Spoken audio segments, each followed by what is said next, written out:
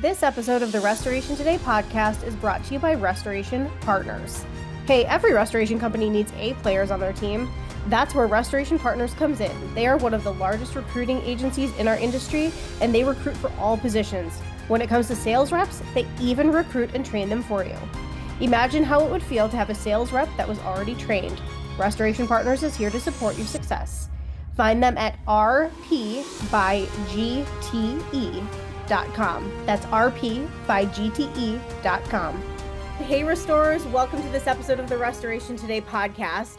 I've had a lot of episodes lately about AI, and I have to say that this one I'm actually particularly excited about. I was reached out to by some people regarding a tool called ContentsPal, and the industry is talking so much about where AI is, especially with contents recognition and helping create estimates and scopes of work and all of those things. And ContentsPal, I think, is pretty far onto the front edge of all of this and pretty exciting. So I am here with Jordan Paugh, who is with Just Content Solutions, and Saul Lustgarten, who's the co-founder of ContentsPal. And so we're going to talk a little bit about using AI when it comes to restoration, especially specifically the contents portion, and then talking a little bit about this newer, I suppose, technology tool that is out there that can help restorers in the content side of things, just how robust it is, what it's identifying, what maybe the future of contents looks like as technologies like this continue to advance. So,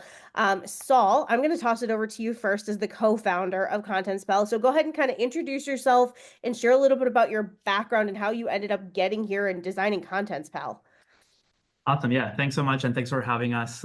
This is great. I'm a listener and a fan. So, essentially ContentsPal, I'm one of the co-founders, and ContentsPal is an end-to-end platform for content restoration that leverages AI to help in every step of the process. So during packout, AI helps guide your team to do the packout correctly. AI helps identify objects from pictures and build those very accurate inventories. During the cleaning process, it gives your team the targets they need to hit in order to be more profitable. During the storage and pack back, it helps you keep track of all your contents and keep track of the chain of custody. But it doesn't end there. It also helps you through the estimation process. So people say that estimating is kind of an art, but we're turning it into a science. So AI picks the right code so you get paid the fair amount in the least a shorter amount of time. So that's kind of what the company does. The team, my co-founder and I are both MIT engineers. He is the smart guy. He's like a world expert in computer vision. He teaches AI at MIT at Tufts, and we've been building AI systems since before it was cool. For a very, very long time. We have over 20 years building systems in very complex industries, like manufacturing, where we're bringing AI to people doing the actual work in the field. And that's kind of our passion. We started the company last year and have been growing very, very fast. We are very lucky to have some of the largest owners and brands in the space, hundreds of users, thousands of items inventoried every day with our system. And that's kind of who we are. Awesome. Okay. All right, Jordan, your turn. Kind of introduce yourself and share your background. Hi, Michelle. I'm also a big fan of the podcast. Excited to be here. I consider myself just a big contents restoration nerd. I've been doing it for the past couple of years, and I spent some time with Paul Davis in Philadelphia, as well as Surf Pro Team Fabiani, um, and had lots of really great opportunities for large scale losses. Met a lot of great people, and just learned a ton over the past few years. And my main goal is just to like share as much information as I have gained over the past couple of years. And that's where my passion is, just to be able to take what I've learned and share it. Currently, I'm doing my own. I'm on my own, doing my own venture with contents consulting, as well as I bought into a franchise called Hole in the Wall Drywall Repair. Um, so I got a couple things going on, and excited to become my own entrepreneur and share my experience. Awesome. Love it. Okay, so the last few years as you've been doing contents, Jordan, what have you seen as far as like there's been a huge need for technology. So at what point did you start looking for maybe some technology solutions for us, maybe specifically inventorying? How did you find Contents Pal and kind of how this is like a three-part question. I apologize. How did that kind of change the game for you once you figured it out? Yeah, I think similar to a lot of like contents nerds and people in restoration, like early 2024 when AI started to become Mhm. cool, like Saul said, it I was immediately thinking of like the applications for contents restoration and was like a lot of people are thinking this too, is we're going to be able to take pictures and create an inventory just off of that. And um, and I think my natural instinct was, hey, some of these big name inventory companies are gonna buy into this really quickly, and we'll see a turnaround. And I didn't see it come around as fast as I thought I would, and I linked up with Saul and saw what he was doing, and got excited about it, and started using his platform, and I'm just really excited to share it with with the restoration world because it's been a huge benefit to me um, in my operation, and there's just so many benefits that I've discovered that I just want to share, right? Aw- Awesome. Okay, so Saul, in for restorers, there's a lot of confusion right now, I think, between automation and AI. And a lot of what restorers are used to seeing on a day-to-day basis is more like the automation, automating some of their processes.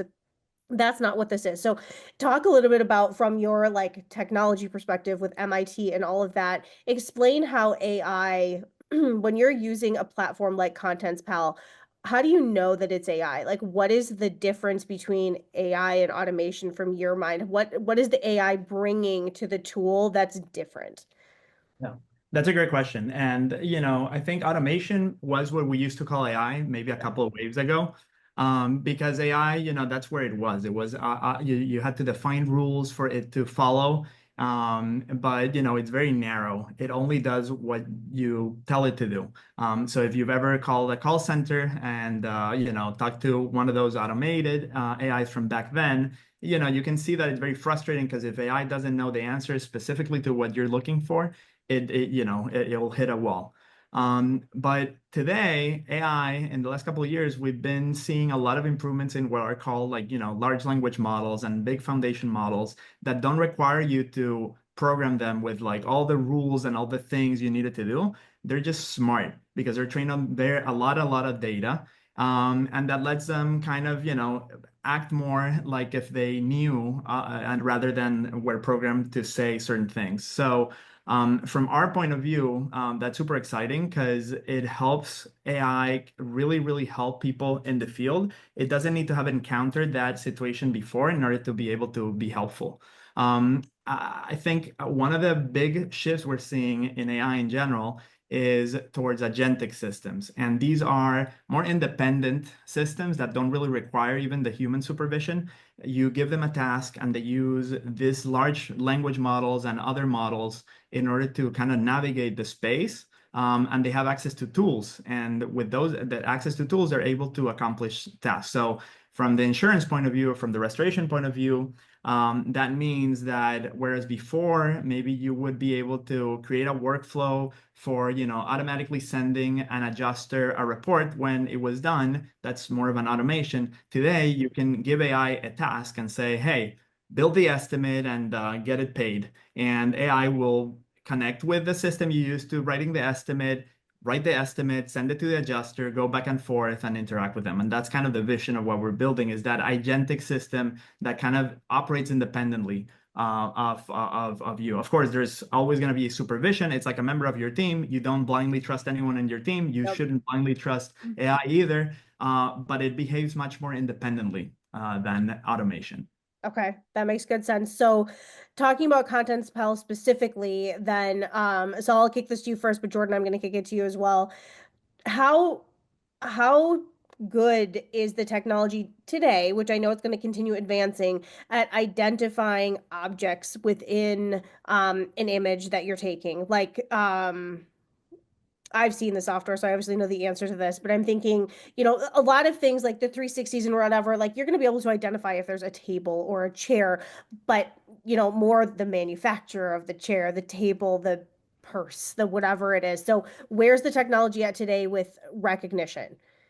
Yeah. I'll let Jordan answer because he's been using it and he's not biased like I am. But I will say, I mean, where we are with the technology today, I think AI is as good as a human at identifying things from a picture. So this is what I tell our customers. If you are able to identify what you see in the picture and clearly see different things, AI will do it. It will not get tired like, a human would on trying to identify every single thing. It's very thorough and it does, it's not lazy.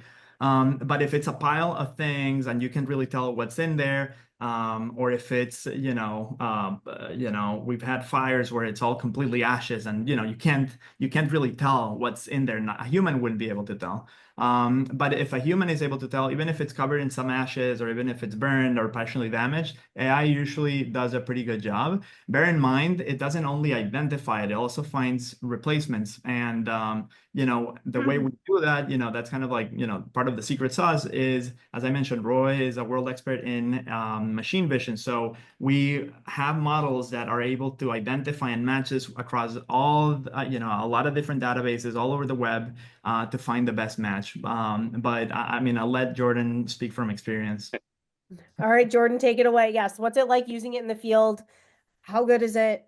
Tell us all the things. So I like to say, like, there's been a couple adjusters that have gotten back to me after looking at some of my inventories and seeing that there's like a full paragraph description on the item. That's if I take a picture of a water bottle, it's saying this is a water bottle that is clear, it has a blue label. It's getting so descriptive that the adjuster gets back to me and is like, I'm not paying for anybody to type that much detail in there.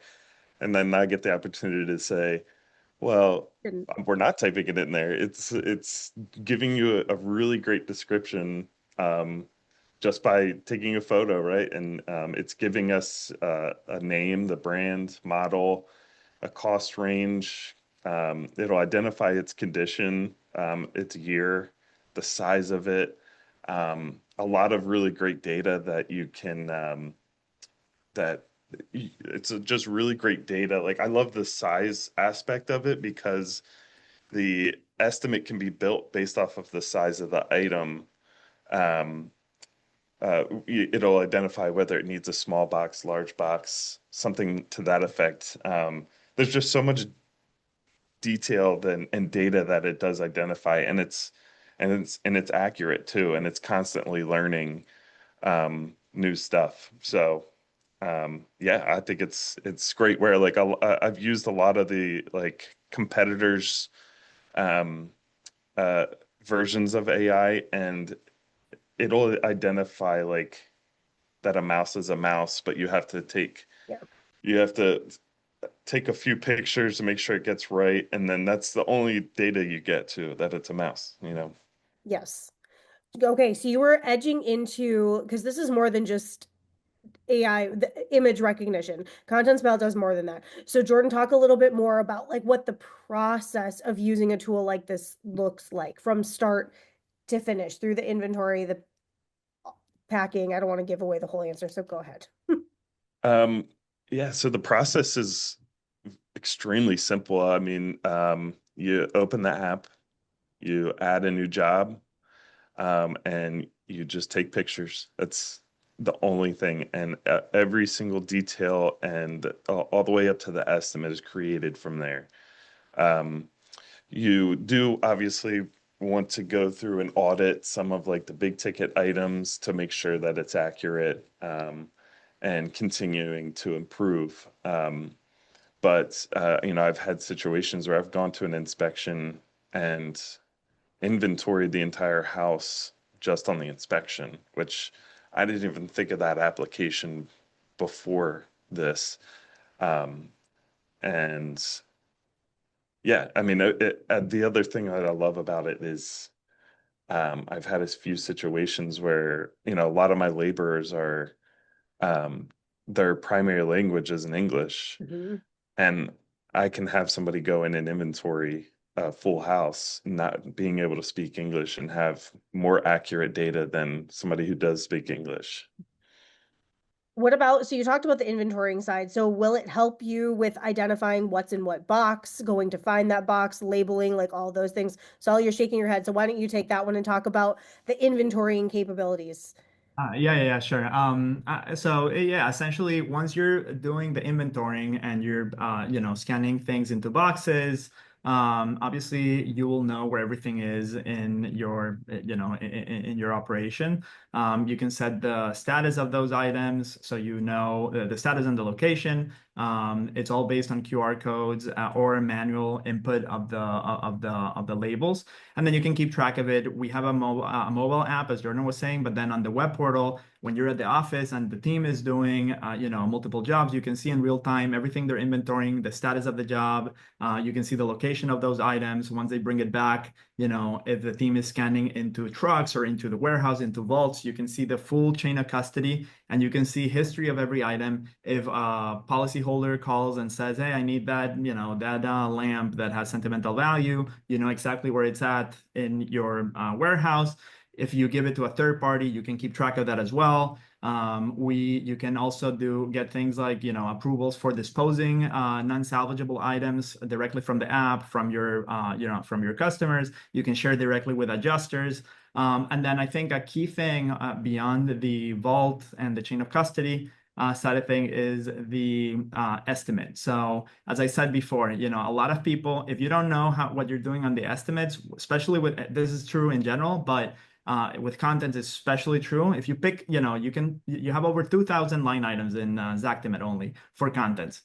If you pick the wrong one, you're not going to be as profitable as you pick the best one. And AI is really good at that. So what we do is we run multiple scenarios for every job you do, and we select the most optimal way of presenting that estimate based on the information you've gathered. Because bear in mind, we have information on all the inventory, all the tagged items, the boxed items, all the non-salv. But we also know how much time your team is spending, doing different parts of the process because they're using the app throughout the process. So we have all the information to automate building that estimate. And then, you as the contents manager, as the owner, can just review and make sure everything looks good before you send it out to insurance. Yeah, awesome. Okay. And I'll give a testimonial on the time KPIs. I think that's really cool feature. So I had a high profile job where they needed the total loss inventory turned around very quickly. Mhm. Um, and they I went in there that first day, and there was a commercial kitchen as a part of the house that we needed to inventory all the food. And I had one of my Spanish speaking ladies inventory 4,200 items in 10 hours. So it was 2 days, but 10 hours over 2 days, one person. And I was able to turn that inventory over to them in the next 2 to 3 days after that. And that never would have been something I would have thought of being able to do previously. I mean, I think that probably would have taken 2 weeks minimum before this. So, um, and yeah, like I said, that KPI feature is very cool. It'll give you a lot of data and statistics on how long it takes. It'll just tell you 10 hour. It took 10 hours to do that. That's that's amazing. I can't imagine 4,200 items in a kitchen as well. That is very overwhelming. Okay, so we've talked about kind of integrations and use cases. So Jordan, from your perspective, the industry, I think that the industry has a little bit of tech fatigue. We kind of always do. So what advice would you give restorers out there who are like, I'd love to adopt some new technology, maybe bring something like this into my company, but I'm also a little nervous. Like, I need to get people to adopt it. Is the technology really going to work? What kind of advice would you give people on adopting this or a new technology into their business in general, especially on the content side? Like, what are some of the best practices to make sure it gets adopted well? Yeah, I get this question a lot, and like I think people are very nervous about change. Yeah. They're, stuck in their comfort zone with the software they've been using. They don't want to change, and because it's been working for them. Um, and in my mind, uh, this is the future. This is a competitive advantage for restorers, and this is the way that the industry is going, regardless if you're going to change or not. And um, that's what I tell people. I encourage them to make this change because this is the way of the future. And you want to be ahead of the curve. You want to be on the edge of the tip of the spear, right? Yep. Um, because if you're not changing, then you're you're dying, right? Or Yeah, that's the way that it's going to go, and I'm excited for this change because it's going to introduce new challenges, and um, I get excited about change because it gives you new challenges that to experience, I agree with that. I like change too. Most people don't. I am all about change and pushing forward and getting a little uncomfortable. And yeah, I'm here for it. Yeah, Saul, go ahead. It makes the day go quicker. I mean, Yes. I think that to me the key thing is you got to bear in mind whether we like it or not, AI is coming. Big companies are already using it. Insurance has historically been an early adopter of AI, every wave, and this time is not different. So bear in mind that the space is going to be adopting these tools. So, we started the company to help the small and medium businesses and the field workers actually leverage them to benefit from that revolution. And a lot of the pushback I sometimes get when we show the system to different teams is they say, well, oh, like you're gonna replace me with this. And I say, no, your job is actually safer being in a physical workspace where you're not gonna have robots doing this anytime soon. And it's not about AI replacing you, it's about somebody using AI replacing you. Because that's at the end of the day, that's what it's at. So my recommendation to everyone is to, start experimenting, test tools. You have off-the-shelf tools like ChatGPT and so on, or you have more specialized ones that have been built specifically for the industry, like what we're doing with ContentsPal. But involve your team early, show them clear wins, partner with the right vendors. That are, at the edge of the technology, and just keep iterating, and you'll get a competitive advantage like Jordan has with his company. Awesome. Okay. Anything that either of you want to add before we wrap it up? No, I mean, I think the platform's an awesome platform. The other big thing that I love about it is, Saul and his team, they're quick to adapt to feedback. Um, that's a huge thing I love about it. They're crazy smart. And I look forward to seeing where this goes. So, Saul, I will ask you, I do have one closing question for you with your MIT hat on, and I feel like you can probably see a little bit better what's coming on the technology horizon than any of the rest of us can. So, if you look at a tool like this, you look at contents or restoration in general, what do you see on the horizon? Yeah, I mean, I think what we see is what we're trying to make a reality, right? It's an agentic system. So it's not only about taking a picture and identifying what's in it. That's honestly the easiest part of what we do.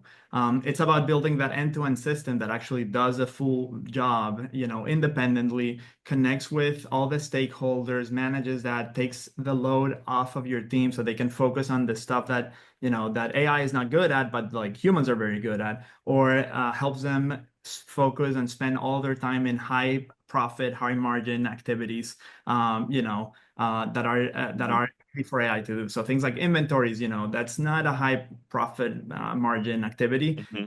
The cleaning side of the business is. So that's what we're trying to do, build a system that takes that load off of your team and helps them,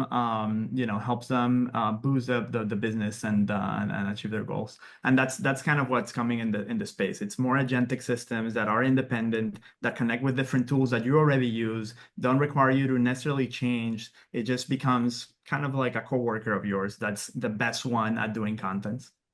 I love it. A coworker of yours. That is a perfect way to put that. I love it. All right, Jordan and Saul, thank you so much for your time and sharing about ContentsPal and your wisdom and insights on contents in general and technology.